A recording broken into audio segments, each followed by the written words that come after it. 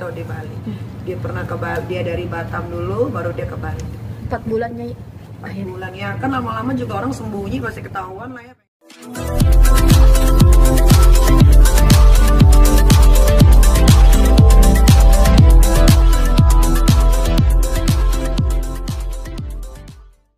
Mahendra yang kabarnya sudah Amankan. Mas, gimana nih mungkin respon? Kalian tahu nggak ditangkapnya di mana? Di Bali. Mungkin Ya. gimana? Akhirnya Mabes Polri kepada Indonesia bisa bertindak tegas gitu kan. Mungkin awal-awalnya dibiarin dulu kayaknya, karena nggak mungkin setinggi Mabes Polri nggak tahu keberadaan Dito Mahendra kan. Ya mungkin karena ada satu dan lain hal, ya udah akhirnya dia dijemput di Bali tadi pagi gitu. Jadi ya dibilang senang ya gimana ya, sebetulnya kasihan juga sih gitu kan, karena kalau udah urusannya sama Mabes terus senjata itu kan biasanya kan ditahannya kan tuntutannya pasti puluhan tahun gitu kan. Tapi kalau diingat-ingat lagi kejadian yang telah dia lakukan padaku, agak sebel juga gitu, kayak syukurin loh gitu kan. Tapi ya karena itu kan sudah sering belajarnya waktu ya, gue juga sebetulnya udah nggak terlalu gimana-gimana sih. Tapi ya memang mungkin ini adalah pembalasan gitu dari apa yang sudah dia lakukan gitu. Tapi kamu akhirnya mendengar kabar ini cukup lega kan, maksudnya akhirnya Happy, senang. Mungkin gue orang pertama yang tahu dia diambil dari Bali tadi subuh. Itu dapat info yang tadi subuh tadi gimana sih kan? Mungkin bisa diceritain sedikit.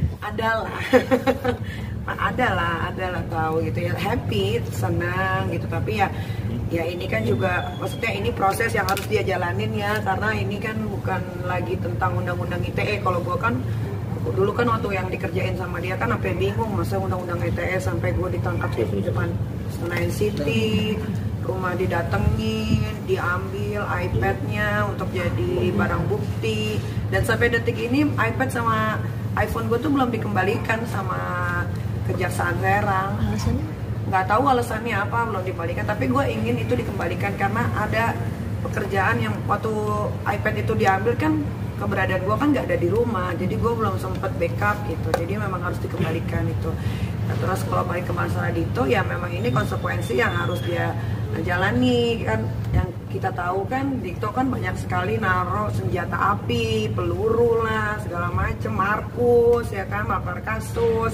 Dia bisa memerintahkan orang untuk penjara ini kita, bagaimanapun caranya. Padahal kalau lihat dari pasalnya nggak masuk itu story gue, kenapa gue bisa dipenjara sampai itu penjara terlama loh dalam hidup gue gitu. Sampai gue bener-bener sedihnya bukan karena gue di penjara, sedihnya karena gue kangen banget sama Ana pada suatu ketika. Ya itulah doa orang terzalimi ya.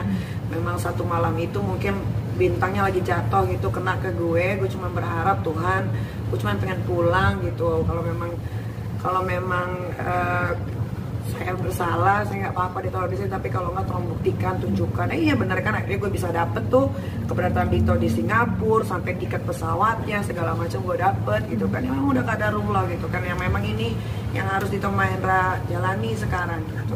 Jadi ini kan selama 4 bulan kan Dito menghilang, nyatanya tidak tahu beradaan. Mantau terus nggak sih selama 4 bulan itu dan sampai ditangkap kemarin tadi subuh? Kalau gue sebetulnya udah tahu, udah dari 1,5 bulan yang lalu Dito itu udah di Bali gitu. Tapi ya biarin aja orang yang kerja gitu, ngapain harus gue kasih tahu gitu kan. Tapi lama-lama ya akhirnya dapet juga gitu, mungkin radarnya pas gitu. Kalau gue tahu Dito di Bali, dia pernah ke Bali, dia dari Batam dulu, baru dia ke Bali.